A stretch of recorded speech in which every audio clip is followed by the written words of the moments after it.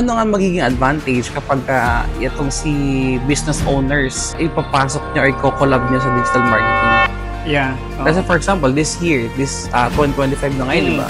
Ano Alis yung lang. pinaka magiging advantage ng mga business owners once na magkaroon ng collaboration sa digital marketing this year? Business owners, this is my advice then to them kasi AI is paparating na din. Actually, we're experiencing AI.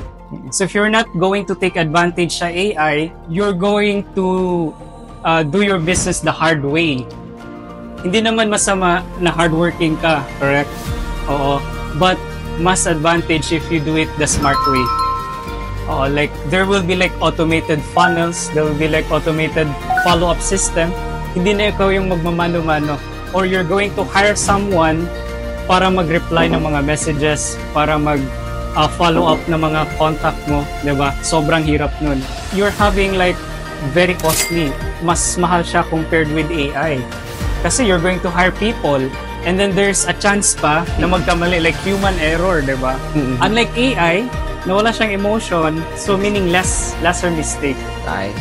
So, at least malinaw, sir. Oo, I hope nakatulong yung sagot Thank natin you, sir. for Thank today. you. Yeah, Nice. thank you.